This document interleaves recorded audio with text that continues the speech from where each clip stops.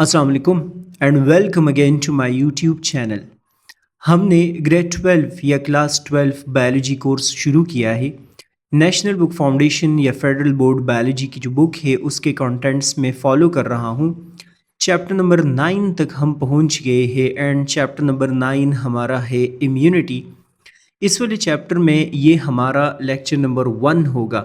इस लेक्चर में मैंने सबसे पहले आप लोगों को इम्यूनिटी का इंट्रोडक्शन देना है और इंट्रोडक्शन देने के बाद फिर मैंने दो स्पेसिफिक टॉपिक्स जो है वो बुक से आप लोगों को समझाने की कोशिश करनी है। इसके बाद हमारा ये चैप्टर शुरू हो जाएगा। बहुत ही आसान सा चैप्टर है, सिंपल सा चैप्टर है, बाद में आप लोगों के एमडीकेट में भी काम आएगा।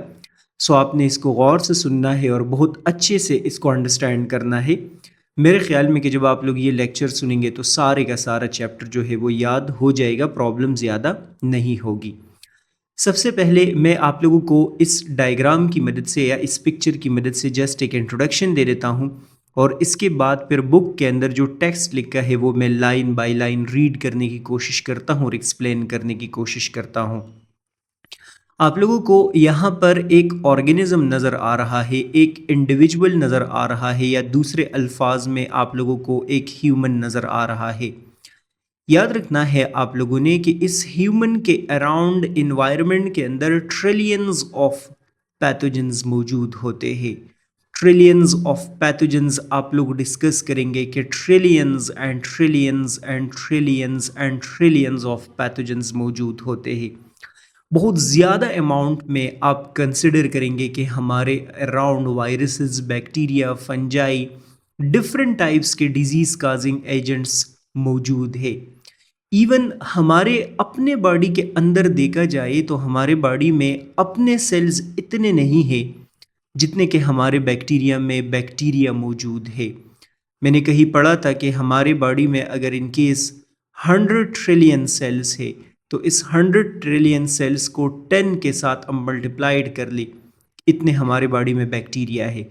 इसका मतलब हमारे बॉडी में हमारे अपने सेल्स कम है और हमारे बैक्टीरिया जो है वो ज़्यादा एग्जिस्ट कर रहे हैं। यू नीड टू रिमेंबर, ये जो बैक्टीरिया है ये समटाइम्स हमें फ़ायदा भी देते हैं, लेकिन समटाइम्स ये बहुत ज़्यादा हार्म भी क्रिएट कर रहे होते हैं, बहुत ज़्यादा डिजीज़ भी क्रिएट कर रहे होते हैं। क्वेश्चन ये है कि हमारे अराउंड इतना ज़्यादा हर वक्त एक खतरा मौजूद है, हर वक्त डैमेज कास हो सकता है, तो हमारा बॉडी इन पैथोजन से अपने आप को प्रोटेक्ट कैसे करता है। हमारी बॉडी के अंदर आप लोग बोलेंगे कि एक रेजिस्टेंस एग्जिस्ट कर रहा होता है और इस रेजिस्टेंस को हम बोलते हैं इम्यूनिटी। तो आपसे अगर इनकेस कोई पूछता है कि इम्यूनिटी क्या है, आपने बोलना है कि ये पैथोजेंस के अगेंस्ट रेजिस्टेंस को कहा जाता है। ये एक ऐसे फिनोमेना को कहा जाता है जिसमें पैथोजेंस को क्या किया जाता है, उसको रेजिस्ट किया जाता है, बॉडी को प्रोटेक्ट किया जाता है उसके अगेंस्ट। आपसे एक पर्सन पूछेगा कि ये जो इम्यूनिटी हमारे बॉडी में शो हो रहा है ये किसकी मदद से शो हो रहा है, तो आप उनको बताएंगे कि ये इम्यून सिस्टम की मदद से शो हो रहा होता है। आपसे एक बंदा पूछेगा कि ये इम्यून सिस्टम हमारे बॉडी के अंदर कहाँ मौजूद है, तो आपने बोलना है कि इम्यून सिस्टम स्ट्रक्चरल सिस्टम नहीं है, ये कोई स्पेसिफिक स्ट्रक्चर्स नहीं है हमारे बॉडी के अंदर, तभी मैं आपको नहीं दिखा सकता, बल्कि ये फंक्शनल सिस्टम होता है। डिफरेंट बॉडी के डिफरेंट पार्ट्स के फंक्शंस हम इकट्ठे करते हैं और हम उनको क्या बना देते हैं, उनको इम्यून सिस्टम बना देते हैं। जिस तरह आप लोग रिस्पायरेटरी सिस्टम में मैं आपको नोज़ दिखाऊंगा, ट्रैकिया दिखाऊंगा, फेरिंग्स दिखाऊंगा, लैरिंग्स दिखाऊंगा, लंग्स दिखाऊंगा। सर्कुलेटरी सिस्टम में हार्ट, ब्लड वेसल्स दिखा दूंगा। यहाँ इम्यून सिस्टम के अलग से मैं कोई स्ट्रक्चर्स नहीं बता सकता। अगर मैं बोलूँगा तो वो किसी और सिस्टम के क्या होंगे, पार्ट्स होंगे। So you need to remember कि इम्यून सिस्टम असल में फंक्शनल सिस्टम होता है, ये स्ट्रक्चरल सिस्टम नहीं होता। हमने डिस्कशन करनी है इसी इम्यून सिस्टम के डिफरेंट कंपोनेंट्स के हवाले से, डिफरेंट पार्ट्स के हवाले से, कि ये पैरासाइट्स के अगेंस्ट रेजिस्टेंस कैसे प्रेजेंट कर रहा होता है, किस अंदाज में ये प्रेजेंट कर रहा होता है। बुक के अंदर आगे बढ़ते हैं और डिस्कस करने की कोशिश करते हैं इसको लाइन बाय लाइन कि ये सारी की सारी स्टोरी क्या है। सबसे पहला पॉइंट लिखा है कि the body responds to foreign particles such as production of antibodies directed against a specific antigens is called immune response। लिखा है कि हमारे बॉडी के अंदर जब भी कोई फॉरेन पार्टिकल आता है, जब भी फॉरेन कोई भी सब्सटेंस हमारे बॉडी के अंदर आता है, तो उस फॉरेन सब्सटेंस या उस फॉरेन पार्टिकल के सरफेस के ऊपर एक प्रोटीन मौजूद होता है। उस प्रोटीन को हम बोलते हैं एंटीजन। हमारा बॉडी क्या करना शुरू कर देता है, इन एंटीजेंस के अगेंस्ट एक स्पेसिफिक एंटीबॉडी बनाना शुरू कर देता है। ये जो एंटीबॉडी है ये इस स्पेसिफिक एंटीजन के अगेंस्ट बना है, इसको डिस्ट्रॉय करना शुरू कर देगा, काउंटर करना शुरू कर देगा। इस फिनोमेना को, जिसमें हमारे बॉडी के वाइट ब्लड सेल्स या हमारा बॉडी किसी भी स्पेसिफिक एंटीजन के अगेंस्ट एंटीबॉडीज प्रोड्यूस कर रहा है, इसको हम नाम देते हैं इम्यून रिस्पॉन्स। तो ये लिखा भी है कि the bodies response to foreign particles के अगेंस्ट क्या हो रहा है, एंटीबॉडीज प्रोडक्शन हो रहा है। बॉडी को कैसे पता चलेगा कि मुझे एंटीबॉडी प्रोडक्शन करना है, क्योंकि जो भी फॉरेन सब्सटेंस आता है उसके सरफेस के ऊपर एक स्पेसिफिक एंटीजन होता है और उस एंटीजन के अगेंस्ट हमेशा ये एंटीबॉडीज बनते हैं। इस प्रोसेस को हम क्या नाम देते हैं, इसको हम इम्यून रिस्पॉन्स बोलते हैं, जो कि हम डिटेल से भी ज़्यादा हम डिटेल में डिस्कस करेंगे। आप लोग टेंशन ना ले, ये एक लाइन की समझ आप लोगों को बाद में आ जाएगी।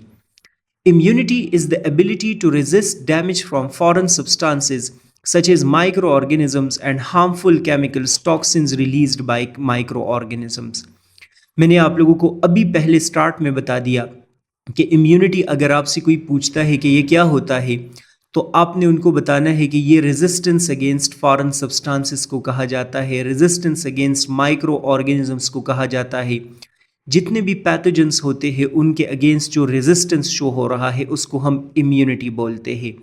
सो या तो किसी माइक्रो ऑर्गेनिज्म पैथोजन के अगेंस्ट होगा, और या अगर उन्होंने कोई टॉक्सिन्स वगैरह, कोई केमिकल्स वगैरह प्रोड्यूस कर दिया है, ये उनके अगेंस्ट आप डिस्कस करेंगे कि ये रेजिस्टेंस शो हो रहा होता है।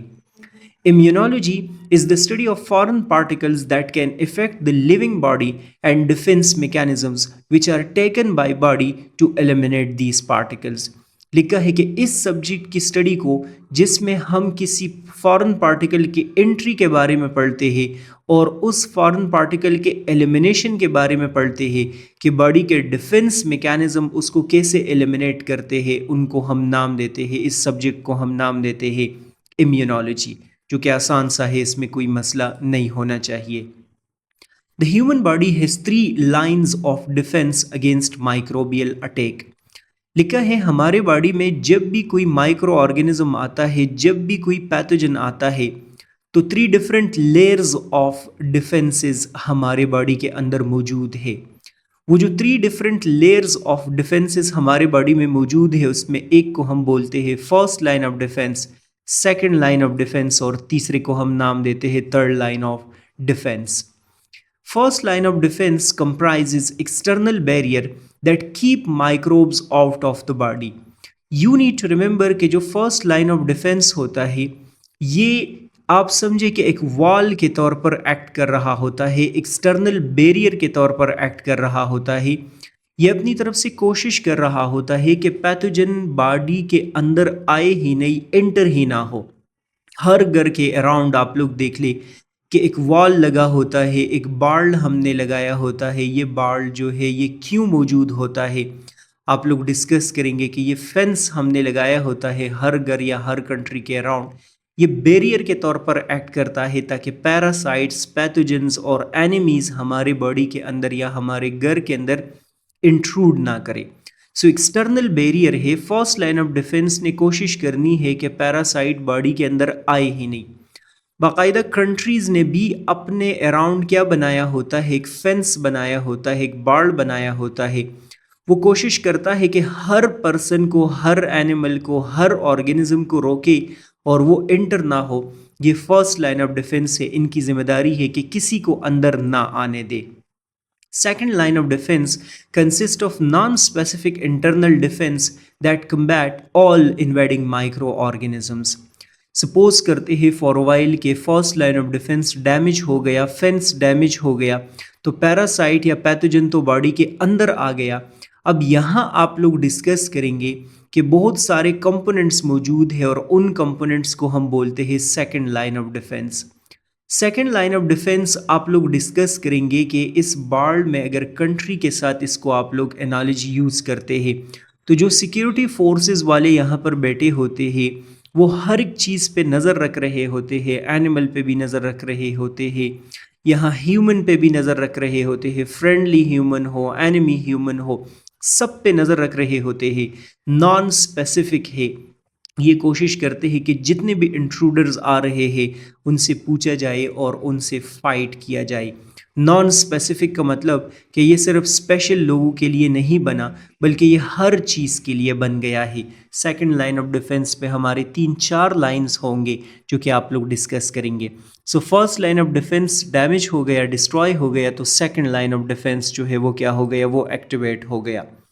First and second line of defense together make innate immunity. You need to remember कि ये जो फर्स्ट लाइन ऑफ डिफेंस है and second line of defence है ये किसी पर्सन के बॉडी में ऑलरेडी एग्जिस्ट कर रहा होता है, बाय बर्थ एग्जिस्ट कर रहा होता है। वो ये सीखता नहीं है बल्कि ऑलरेडी बॉडी में मौजूद है और वो उनको पैरासाइट से बचा रहा होता है। इसी वजह से हम फर्स्ट लाइन ऑफ डिफेंस और सेकंड लाइन ऑफ डिफेंस को नाम देते हैं इन्नेट इम्यूनिटी। इन्नेट इम्यूनिटी का मतलब होता है by birth immunity, natural immunity, birth के साथ ही एक पर्सन के बॉडी में एग्जिस्ट कर रही है। ये स्लो एंड ग्रेजुअल नहीं डेवलप होता बल्कि जैसी बर्थ होती है ये इम्यूनिटी वहाँ पर पहले से मौजूद है। Third line of defence include specific internal defence mechanism. You need to remember कि जो थर्ड लाइन ऑफ डिफेंस है ये फर्स्ट लाइन ऑफ डिफेंस और सेकंड लाइन ऑफ डिफेंस के बाद एक्टिवेट होता है और ये स्पेसिफिक डिफेंस मैकेनिज्म होता है। इसका मतलब हो गया कि ये हर एक चीज़ के अगेंस्ट नहीं होता, ये होता है स्पेसिफिक चीज़ों के अगेंस्ट और स्पेसिफिक चीज़ों के अगेंस्ट भी स्पेशल तरीके से ये शो हो रहा होता है। इसी वजह से हम इसको स्पेसिफिक इंटरनल डिफेंस मैकेनिज्म नाम देते हैं। यू नीड टू रिमेंबर ये एडॉप्टिव और एक्वायर्ड इम्यूनिटी भी हम इसको बोलते हैं। इनको हम एडॉप्टिव या एक्वायर्ड इम्यूनिटी इस वजह से बोलते हैं क्योंकि ये किसी पर्सन के बॉडी में बाय बर्थ एग्जिस्ट नहीं कर रहा होता, ये बाय एक्सपोजर टू एनवायरनमेंट हासिल होता है, with the passage of time किसी पर्सन के बॉडी में डेवलप हो रहा होता है। ये जो मैंने आप लोगों को first line of defence, second line of defence और थर्ड लाइन ऑफ डिफेंस के हवाले से बातें बताई है, डिटेल में ये हमने डिस्कस करनी है वन बाय वन। तो अगर इनकेस कुछ स्किप भी हो गया हो तो उसकी आप लोग टेंशन ना लें। बस फिलहाल के लिए इतना याद रखिए कि first line of defence parasite के सबसे पहले सामने आता है और ये कोशिश करता है कि पैरासाइट्स को अंदर जाने ही ना दे। अगर पैरासाइट अंदर चला गया तो वहाँ पर पेट्रोलिंग आर्मी मौजूद होता है, डिफरेंट टाइप्स के कंपोनेंट्स मौजूद होते हैं, वो हर चीज़ को सर्च करके उसको कंट्रोल करने की कोशिश कर रहे होते हैं।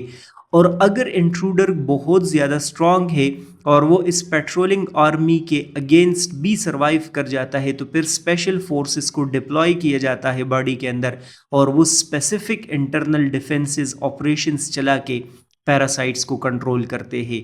क्योंकि ये वाले जो दोनों कंपोनेंट्स है ये बाय बर्थ डे वन से एक पर्सन के बॉडी में एग्जिस्ट कर रहे हैं, इसको इन्नेट इम्यूनिटी बोलते हैं। और ये वाले डिफेंस मैकेनिज्म बाय बर्थ किसी पर्सन के बॉडी में एग्जिस्ट नहीं कर रहे होते, ये with the passage of time develop होते हैं, तो इसको एडॉप्टिव या एक्वायर्ड इम्यूनिटी हम नाम देते हैं। हम इस first line of defence, second line of defence and third line of defence के हवाले से डिटेल में डिस्कशन करते हैं, बुक में हम इसको डिटेल में पढ़ लेते हैं। यही 3 कंपोनेंट्स हमने चैप्टर के अंदर क्या करने हैं, डिस्कस करने हैं। सबसे पहली डिस्कशन हम शुरू कर लेते हैं फर्स्ट लाइन ऑफ डिफेंस के हवाले से कि ये क्या होता है, कहाँ होता है, कैसे होता है and so on. First line of defence and the first and obviously best defense is to keep microbes out in the first place। लिखा है कि फर्स्ट लाइन ऑफ डिफेंस का काम ये है कि पैरासाइट को बॉडी से दूर रखा जाए। इनकी कोशिश होती है कि पैरासाइट बॉडी के अंदर आए ही नहीं। मैंने आप लोगों को बताया कि एक कंट्री है और उस कंट्री के अराउंड बाड़ मौजूद है या फेंस मौजूद है या बॉर्डर के ऊपर कोई भी बैरियर मौजूद है, वो कोशिश कर रहा है कि वहाँ पर कंट्री में कोई एनिमी आए ही नहीं, इवन फ्रेंडली ह्यूमन भी बगैर इजाज़त के वहाँ पर ना आए, उनको रोका जाता है। So first line of defence का काम होता है पैरासाइट्स को in the first place body से दूर रखा जाए, वो इनसाइड इंटर ही ना हो तो मसला ही नहीं होगा। The human body has two surfaces exposed to the environment, the skin and mucous membrane of the digestive and respiratory tract. लिखा है कि ह्यूमन बॉडी में जो फर्स्ट लाइन ऑफ डिफेंस के कंपोनेंट्स है उसमें से एक को स्किन बोलते हैं और दूसरा mucus membrane of the digestive and respiratory tract बोलते हैं। स्किन ने भी अपनी तरफ से कोशिश करनी है कि पैरासाइट हमारे बॉडी में ना जाए बल्कि उसके ऊपर पड़े रहे, और रिस्पायरेटरी ट्रैक्ट के जो इनर वॉल होते हैं, डाइजेस्टिव ट्रैक्ट के जो इनर वॉल होते हैं, वो भी कोशिश करते हैं कि पैरासाइट अंदर ना जाए। पैरासाइट स्किन की मदद से नहीं जाता तो वो नोज के अंदर चला जाएगा, रिस्पायरेटरी ट्रैक्ट के अंदर चला जाएगा, वो एंटर हो सकता है, लेकिन उसके इनर वॉल्स कोशिश करते हैं, म्यूकस मेम्ब्रेन मीन के जो उसके इनर वॉल होते हैं, डाइजेस्टिव सिस्टम और रिस्पायरेटरी सिस्टम, वो कोशिश करते हैं कि पैरासाइट बॉडी के अंदर एंटर ना हो बल्कि वो दूर रहे बॉडी से। These surfaces are external barriers to microbial invasion. मैंने आप लोगों को बताया कि ये फिजिकल बैरियर के तौर पर एक्ट कर रहे हैं, ये बाड़ के तौर पर एक्ट कर रहे हैं, फेंस के तौर पर ये एक्ट कर रहे हैं, ये एक्ट कर रहे हैं रेजिस्टेंस ऐसे कि बॉडी के अंदर माइक्रोबियल इन्वेजन, माइक्रोब जाए ही नहीं, पैरासाइट जाए ही नहीं, इन्होंने उसको बाहर ही किसी तरीके से रोकना है। Since these barriers inhibit generally all kinds of microbial invasion, thus first line of defense is supposed to be non-specific defense. मैंने पिछले पेज पे भी आप लोगों को बता दिया कि फर्स्ट लाइन ऑफ डिफेंस का स्किन का और रिस्पायरेटरी ट्रैक्ट का और फेंस का और बाड़ का पर्पस होता है, घर के दीवार का पर्पस होता है कि उस पे फ्रेंडली ह्यूमन भी ना आए और उस पे एनिमी ह्यूमन भी ना आए। इसी तरह फर्स्ट लाइन ऑफ डिफेंस का जो काम है वो हर एक माइक्रोबियल इन्वेजन को रोकना है। बेशक वो जो माइक्रोब है वो वायरस हो, बैक्टीरिया हो, फंजाई हो, फ्रेंडली हो, एनिमी हो, कुछ भी हो, लेकिन बैरियर का काम है बैरियर के तौर पर एक्ट करना। स्किन का काम है और mucus membrane of respiratory and digestive tract का काम है कि वो अंदर जाए ही नहीं, वो बाहर पड़े रहे, चूंकि ये कोई डिस्क्रिमिनेशन नहीं कर रहा, सबके अगेंस्ट बराबर बराबर शो हो रहा है, तो इसको हम बोलते हैं first non specific defence mechanism, first line of defence को हम नाम देते हैं। इसमें मैंने आप लोगों को बताया कि एक फॉल कर रहा है स्किन, दूसरा फॉल कर रहा है mucus membrane of the digestive and respiratory tract, जो कि हम डिटेल में अभी वन बाय वन इसको डिस्कस कर लेते हैं। सो ऐसा करते हैं कि स्किन के बारे में हम डिस्कशन कर लेते हैं कि इनका इम्यून सिस्टम में या इम्यूनिटी में क्या रोल होता है। सो लिखा है skin and impenetrable barrier against microbial invasion. लिखा है कि स्किन जो है वो बाकायदा एक ऐसे बैरियर के तौर पर एक्ट कर रहा है जिसको इजीली पेनेट्रेट नहीं किया जा सकता, माइक्रोबियल इन्वेजन यहाँ पर नहीं हो सकता, कोई भी पैथोजन स्किन के अंदर इजीली एंटर नहीं हो सकता। सो इसका मतलब हो गया कि स्किन ने क्या करना शुरू कर दिया, फिजिकल बैरियर के तौर पर एक्ट करना शुरू कर दिया है, पैरासाइट को रोका जा रहा है। हम ये जस्टिफाई करते हैं कि स्किन कैसे फिजिकल बैरियर के तौर पर एक्ट कर रहा होता है। The skin is made of two layers, epidermis and dermis. आप सबको पता है कि स्किन हमारे बॉडी का लार्जेस्ट ऑर्गन होता है, पूरे बॉडी के अराउंड ये हमारे मौजूद है, टू लेयर से बना होता है, जिसमें से एक को हम एपिडर्मस बोलते हैं और दूसरे को हम डर्मस बोलते हैं। एपिडर्मस और डर्मस दोनों को देखते हैं कि ये हमें कैसे हेल्प कर रहा होता है पैरासाइट्स को रोकने में। Epidermis is the outermost layer of skin composed of tightly packed cells that provides a physical barrier. अपने स्किन को अभी देख ले और जो आप लोगों को ये आउटर मोस्ट लेयर नज़र आ रहा है, ये बाहर वाला लेयर नज़र आ रहा है, ये असल में आप एपिडर्मस को देख रहे हैं। इनके सेल्स को अगर देखा जाए तो ये टाइटली पैक्ड होते हैं, क्लोजली पैक्ड होते हैं। सेल्स एक दूसरे के साथ इसी वजह से टाइटली पैक्ड है, इसी वजह से क्लोजली पैक्ड है ताकि इनके बीच में गैप्स ना बने। अगर इनके बीच में गैप्स नहीं बनेंगे तो पैरासाइट्स की एंट्री नहीं होगी, वो अंदर नहीं जाएंगे। तो पहला पॉइंट तो आप लोगों ने ये डिस्कस करना है कि किसी भी कंट्री के अराउंड जो फेंस मौजूद है, जो बाड़ मौजूद है, वो अगर इनके स्ट्रॉन्गर हो तो वो स्ट्रांगर बार्ड के अक्रॉस जो है वो एनिमीज नहीं जा सकते। तो यहाँ पर बी डिस्कस किया है कि सेल्स काफ़ी टाइटली पैक्ड होते हैं, टाइटली कनेक्टेड होते हैं, उसमें पोर्स और कोई भी गैप्स नहीं है। तो उन गैप्स ना होने की वजह से ये फिजिकल बैरियर के तौर पर एक्ट कर रहा है, पैरासाइट्स को अंदर नहीं जाने दे रहा। Most cells of the epidermis contain keratin protein that strengthens skin cells, making them resistant to abrasion and water loss. तो डिस्कस किया है कि हमारे स्किन के अंदर जो सेल्स मौजूद होते हैं एपिडर्मिस में, इनको हम कैरेटिनोसाइट्स बोलते हैं, और इन कैरेटिनोसाइट्स ने एक प्रोटीन सिक्रीट करना है जिनको हम कैरेटिन बोलते हैं। जब भी कैरेटिन प्रोटीन हमारे स्किन के अंदर बनता है तो इसकी वजह से एक तो स्किन को स्ट्रेंथ मिलता है, बहुत ज़्यादा फ्रेजाइल और सॉफ्ट ऑर्गन नहीं बनेगा, बल्कि ये पैरासाइट्स के अगेंस्ट एक बहुत अच्छा सा बैरियर प्रेजेंट होगा। दूसरा, ये इजीली कट नहीं हो सकता, इजीली ब्रेक नहीं हो सकता, इस प्रोटीन के बनने की वजह से ये इजीली डैमेज नहीं हो सकता। सो अगर इन केस यहाँ पर एवरेजन नहीं होगा, कट नहीं होगा, तो पैरासाइट्स पे एंटर नहीं होंगे। और इसी कैरेटिन प्रोटीन की वजह से यहाँ से वाटर लॉस नहीं हो सकता।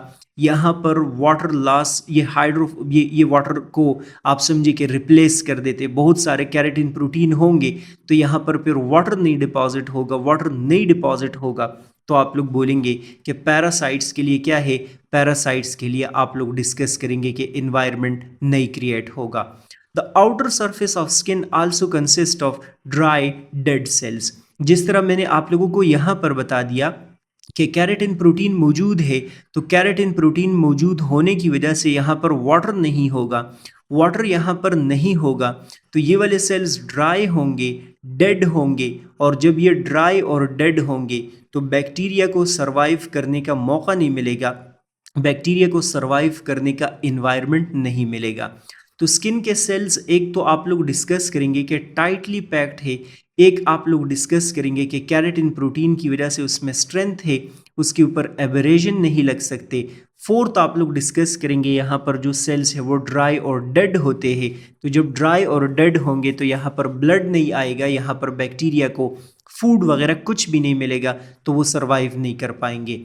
Consequently, most microbes that land on skin cannot obtain the water and nutrients they need. So आप लोग देख ले, अनफेवरेबल इन्वायरमेंट क्रिएट हो गया है, डेड सेल्स है, ड्राई सेल्स है, तो जो माइक्रोब्स या पैरासाइट्स वगैरह स्किन के ऊपर मौजूद होंगे उनको ऑप्टिमम इन्वायरमेंट नहीं मिलेगा।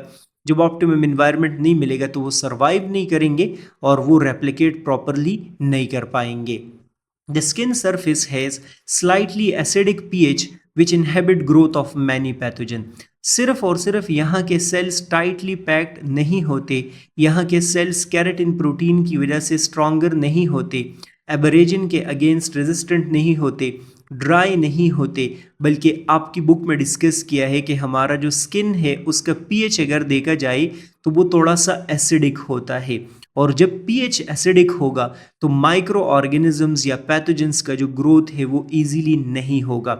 आप लोग देख ले कि एपिडर्मिस हमें पैरासाइट से प्रोटेक्ट करने की कोशिश कर रहा है, बचाने की कोशिश कर रहा है। डायग्राम के अंदर आप लोगों को स्किन के डिफरेंट लेयर्स नज़र आ रहे हैं।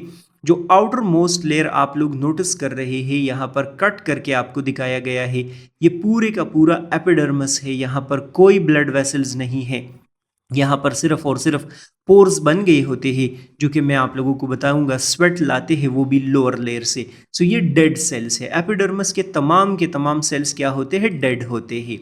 Desquamation is the process of shedding dead skin sales.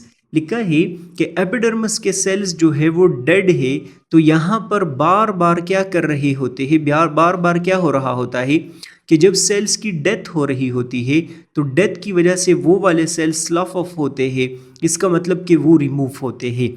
अभी अगर आप लोग ये अपने रूम का हवा चेक कर ले, एयर चेक कर ले, तो इस एयर के अंदर आप लोगों को बहुत सारे अपने स्किन के सेल्स नज़र आएंगे, क्योंकि डेली बेसिस पे 50 to 70 बिलियन सेल्स की हमारे बॉडी में डेथ हो रही होती है, और वो इन्वायरमेंट में जाते हैं उसमें मैक्सिमम सेल्स हमारे स्किन से क्या हो रहे होते हैं, शेड कर रहे होते हैं, फॉल कर रहे होते हैं। This help in removing attached microbes. अब चूंकि यहाँ पर बार बार shedding of the dead cells हो रहा है, तो अगर इन केस यहाँ पर कोई माइक्रोब्स या पैथोजेंस मौजूद हो तो वो भी साथ डिलीट हो रहे होते हैं, स्किन उसको अपने साथ रिमूव कर रहा होता है, इन्वायरमेंट से उसको, इन्वायरमेंट में उसको रिलीज कर रहा होता है। तो डेड सेल्स के शेडिंग होने का फ़ायदा क्या हो गया, फाल होने का फ़ायदा क्या हो गया, डिस्क्वेमेशन का फ़ायदा ये हो गया कि पैरासाइट्स उसके साथ जा रहे हैं, स्किन के ऊपर वो स्टे नहीं कर सकते। Dermis is inner comparatively thin layer containing glands, hair follicle, receptors, nerves and blood vessels। लिखा है कि चलो स्किन के जो एपिडर्मस था वो तो डेड सेल्स थे, तो वो बैक्टीरिया को इन्वायरमेंट नहीं प्रोवाइड कर रहा था, लेकिन डर्मस के साथ अगर देखा जाए तो डर्मस बाकायदा लिविंग लेयर है, इसके अंदर बाकायदा ग्लैंड्स भी मौजूद है, हेयर फॉलिकल्स भी मौजूद है, रिसेप्टर्स भी है, नर्व्स भी है, ब्लड सप्लाई भी है, यहाँ पर सेल्स बाकायदा डिवीजन भी कर रहे होते हैं। लेकिन कोई मसला नहीं है, ये कंपैरेटिवली थिक होता है। कंपैरेटिवली थिक इस वजह से होता है क्योंकि इसमें बहुत सारे स्ट्रक्चर्स मौजूद है, और ये इस वजह से थिक है ताकि इजीली पैरासाइट्स और बैक्टीरिया इसको पेनेट्रेट ना करे। वो थिन था लेकिन डेड लेयर था, ये लिविंग लेयर है लेकिन ये थिक लेयर होता है, पैरासाइट इजीली अंदर की तरफ नहीं जा सकते, उनको फिर भी रोका जाता है। Sebaceous glands produce sebum, an oily substance। लिखा है कि यहाँ पर जो ग्लैंड्स मौजूद होते हैं हमारे डर्मस के अंदर, उसमें से एक ग्लैंड को हम बोलते हैं सेबेशियस ग्लैंड, जो कि आप लोगों को ये वाला नज़र आ रहा है, बिल्कुल इस हेयर के साथ है। ये सेबेशियस ग्लैंड करता क्या है, हमारे स्किन के पास, हमारे हेयर के पास ये एक ऑयली सब्सटेंस सिक्रीट करता है, और उस ऑयली सब्सटेंस को हम सीबम बोलते हैं। सो सीबम आप लोगों को पता होना चाहिए कि ये ऑयली सब्सटेंस है, ये स्किन के अंदर सेबेशियस ग्लैंड से क्या हो रहा होता है, प्रोड्यूस हो रहा होता है। This sebum contains fatty acid that lower skin pH and possess antimicrobial properties। लिखा है कि सीबम जब हमारे स्किन के ऊपर प्रोड्यूस हो रहा होता है तो उसकी वजह से क्या होता है, उसकी वजह से pH of the skin lower हो जाता है। ऊपर आप लोगों ने डिस्कस किया कि वो एसिडिक हो जाता है क्योंकि इसमें फैटी एसिड्स मौजूद होते हैं। सीबम ऑयली सब्सटेंस है तो इसका मतलब लिपिड से बना है, लिपिड से बना है तो इसमें फैटी एसिड्स होंगे। तो इस सीबम की वजह से माइक्रोबियल ग्रोथ कम हो जाता है और वो सर्वाइव नहीं कर रहे होते। Sweat gland secretes sweat, a salty fluid that generally provide cooling effect to the body। लिखा है सिर्फ और सिर्फ सेबेशियस ग्लैंड हमारे स्किन में नहीं होता, बल्कि यहाँ पर डर्मस के अंदर स्वेट ग्लैंड भी मौजूद है और ये बाकायदा स्वेट प्रोड्यूस कर रहा होता है।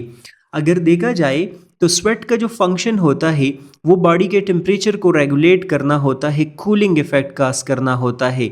लेकिन स्वेट का जो दूसरा काम है ये साल्टी फ्लूइड होता है। साल्टी फ्लूइड मीन सिर्फ और सिर्फ इसमें वाटर नहीं है कि बॉडी टेम्परेचर को मेंटेन किया जाए, बल्कि इसमें साल्ट्स भी मौजूद होते हैं, बहुत सारे साल्ट्स भी अपने पास रिलीज कर रहा होता है, जिसकी वजह से बैक्टीरिया के लिए आप समझे कि कंडीशन जो है वो सही नहीं रहता, साल्ट की वजह से बैक्टीरिया सर्वाइव नहीं करेंगे। Sweat contains lysozyme, an enzyme that break down bacterial cell wall and has high salt concentration that can dehydrate bacteria। यहाँ पर यही डिस्कस किया है कि स्वेट ऑल दो प्रोड्यूस हो रहा होता है, वो टेम्परेचर ऑफ द बॉडी को कंट्रोल कर रहा है, लेकिन उसका जो सेकेंडरी फंक्शन है वो ये है कि वहाँ पर स्किन के ऊपर हाई साल्ट कंसंट्रेशन आ जाता है। उस हाई साल्ट कंसंट्रेशन की वजह से बैक्टीरिया डिस्ट्रॉय हो जाएंगे, डैमेज हो जाएंगे, और सिर्फ स्वेट साल्ट कंसंट्रेशन यहाँ नहीं डिपॉजिट कर रहा, बल्कि इसके अंदर लाइसोजाइम भी है। ये बाकायदा बैक्टीरिया को डिसइंटीग्रेट करता है, बाकायदा ये बैक्टीरिया को आपके लिए क्या कर सकता है, डाइजेस्ट कर सकता है। Secretion from sweat gland and sebaceous gland usually cover the skin। लिखा है कि स्वेट भी सिक्रीट हो रहा होता है और जो sebaceous gland का सीबम है वो भी सिक्रीट हो रहा होता है, और वो हर वक्त हमारे स्किन के ऊपर वो सब्सटेंसेस मौजूद होंगे। These secretions contains natural antibiotics such as lactic acid that inhibit the growth of bacteria and fungi. So लिखा है कि सिर्फ और सिर्फ यहाँ पर फैटी एसिड्स नहीं होते, बल्कि इन दोनों के कंटेंट्स में लैक्टिक एसिड भी मौजूद होगा, और वो लैक्टिक एसिड बैक्टीरिया को किल करता है। इसका मतलब हो गया कि जब भी बैक्टीरिया की डेथ हो रही हो तो जो सब्सटेंसेस होते हैं उनको हम एंटीबायोटिक्स बोलते हैं। लैक्टिक एसिड ने किस चीज़ के तौर पर एक्ट किया है? एंटीबायोटिक के तौर पर एक्ट किया है। उन्होंने वहाँ पर उसको क्या करना शुरू कर दिया है? डिस्ट्रॉय करना शुरू कर दिया है। These multiple defenses, including chemical, physical, and immune barriers, make the unbroken skin an extremely effective block against microbial invasion. Chemical कौन सा था जो आप लोगों ने सीबम डिस्कस किया? वो केमिकल है। आप लोग देख ले कि लैक्टिक एसिड बन रहा है, यहाँ पर फैटी एसिड्स बन रहे हैं, ये केमिकल है। फिजिकल क्या है? थिक लेयर है, पैरासाइट्स को नहीं जाने दे रहा, टाइटली पैक्ड लेयर है, ये फिजिकल आप लोग डिस्कस करेंगे कि एक लेयर मौजूद है या बैरियर मौजूद है। इनका काम है पैरासाइट अंदर ना जाए, बस हमारे स्किन के ऊपर आ जाए, लेकिन उसको अंदर जाने की इजाज़त नहीं होगी। सो आप लोग अगर देख ले तो स्किन क्या है? वो लार्जेस्ट ऑर्गन है, उसके और भी सेवरल फंक्शंस है, लेकिन हमने यहाँ पर जो बात की वो सिर्फ और सिर्फ पैरासाइट्स को रोकने के हवाले से बात की। मैंने आप लोगों को बताया सेल्स टाइटली पैक्ड है, केराटिन प्रोटीन की वजह से ड्राई है, डेड सेल्स होते हैं। उसके बाद आप लोगों ने एपिडर्मिस के बारे में पढ़ा, थिक है, स्वेट ग्लैंड वॉश कर रहा होता है स्किन को। आप लोगों ने डिस्कस किया सेबेशियस ग्लैंड सीबम प्रोड्यूस करता है, वो केमिकली जो पैथोजेंस वगैरह है उसको कंट्रोल करने की कोशिश कर रहा होता है।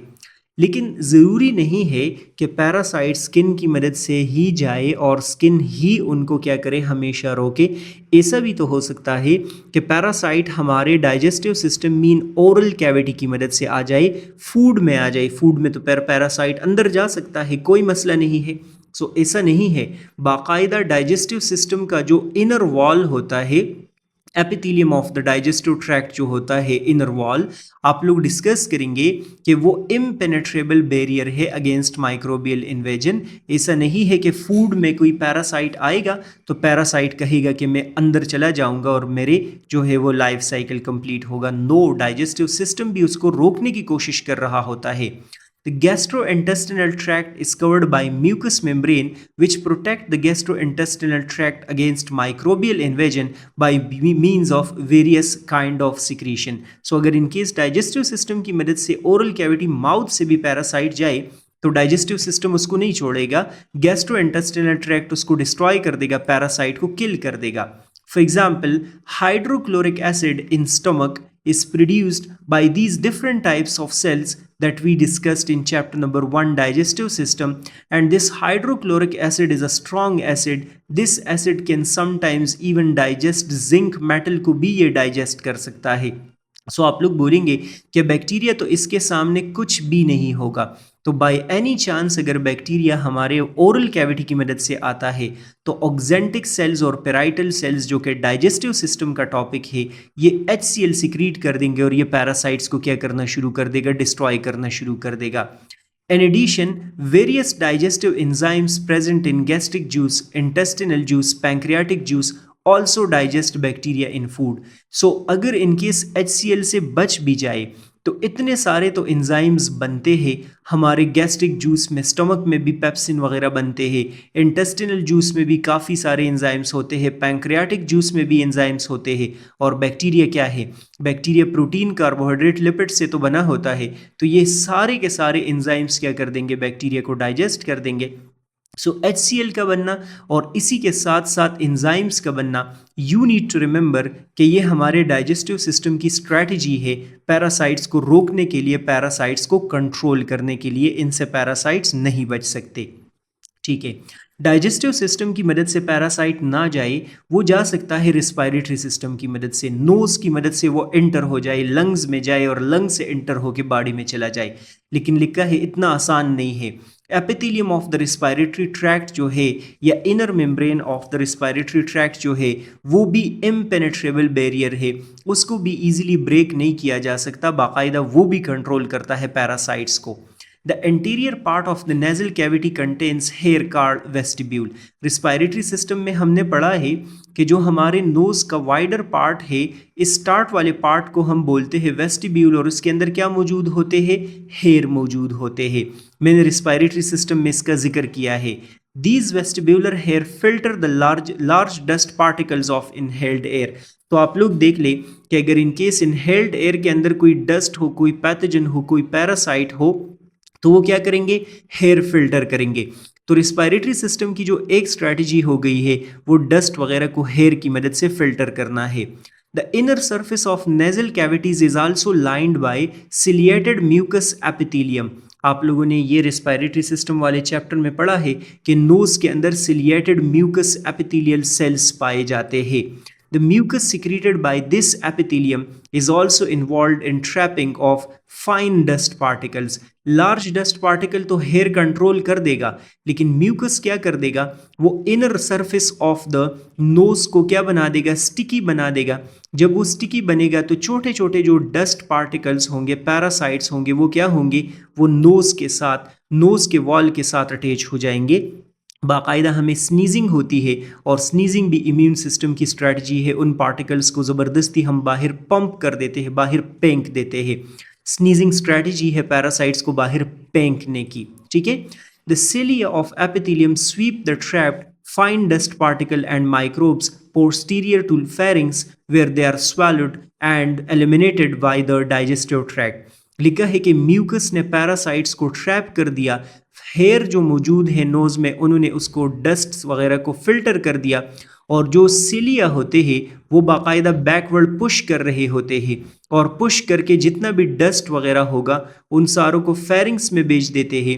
फेरिंग्स से वो जाएगा एसोफेगस में, एसोफेगस से जाएगा डाइजेस्टिव सिस्टम में, और स्टमक का जो HCl वगैरह होगा, डाइजेस्टिव एंजाइम्स होंगे, वो क्या कर देंगे? वो इसको किल कर देंगे। तो हेयर का होना, म्यूकस का होना, सिलिएटेड एपिथेलियल सेल्स का होना, ये सारा इम्यून सिस्टम की स्ट्रैटेजी है। The trachea and air passageway within the lungs are also lined by ciliated mucous epithelium that is also involved in trapping of fine dust particle and microbes। लिखा है सिर्फ और सिर्फ ये जो सिलिएटेड एपिथेलियल सेल्स में है, ये नोज में नहीं है। आपको कोई टेंशन लेने की ज़रूरत नहीं। बाकायदा ट्रैकिया में भी सिलिएटेड एपिथेलियल सेल्स होते हैं और म्यूकस मौजूद होता है। ये चीज़ों को ट्रैप करते हैं, चीज़ों को पुश करते हैं और डाइजेस्टिव सिस्टम की तरफ पहुंचाते हैं। वहाँ पर जाएगा तो फिर हमें कोई प्रॉब्लम नहीं होगा, हम कंट्रोल होंगे। हाँ, ट्रैकिया में जब चीज़ें ट्रैप हो जाती है तो मैंने आप लोगों को बताया था कफ होता है। तो जिस तरह स्नीजिंग आप लोगों ने डिस्कस किया, ये इम्यून सिस्टम की स्ट्रैटेजी है, इसी तरह आप लोग बोलेंगे कि कफ भी इम्यून सिस्टम की स्ट्रैटेजी है, ट्रैकिया के अंदर से पैरासाइट्स और पार्टिकल्स वगैरह को रिमूव करने के लिए। इस पूरे स्टोरी को अगर आप लोग देख ले तो पैरासाइट को क्या किया जा रहा है? अवेयर रखने की कोशिश की जा रही है कि वो बॉडी में जाए ही नहीं। इसी वजह से मैंने क्या बोला? इसी वजह से मैंने बोला कि ये क्या है? ये फर्स्ट लाइन ऑफ डिफेंस है, और फर्स्ट लाइन ऑफ डिफेंस का काम है पैरासाइट को अवेयर रखना। लास्ट पॉइंट में यही डिस्कस किया है कि सिलिया अपवर्ड बीट करते हैं, और जो भी डस्ट और पैथोजेंस वगैरह होंगे वो फेरिंग्स में जाएंगे, फेरिंग्स से स्वैलोड हो जाएंगे, और वो डाइजेस्टिव सिस्टम में जाके डाइजेस्ट हो जाएंगे। इस पूरे लेक्चर के अंदर कुछ भी मुश्किल नहीं है, आसान है। जो मैंने समझाया है, जो मैंने हाईलाइट किया है, वो अच्छे से प्रिपेयर कर ले। हम आगे बढ़ेंगे और नेक्स्ट फिर जो लेक्चर है वो डिस्कस करेंगे। मसला हो तो मुझे इन्फॉर्म करेंगे। लाइक, सब्सक्राइब, शेयर ज़रूर करना है, और जहाँ जहाँ समझ नहीं आती वो मुझे मैसेज में आप लोग बताएंगे। गुड बाय, अल्लाह हाफिज़।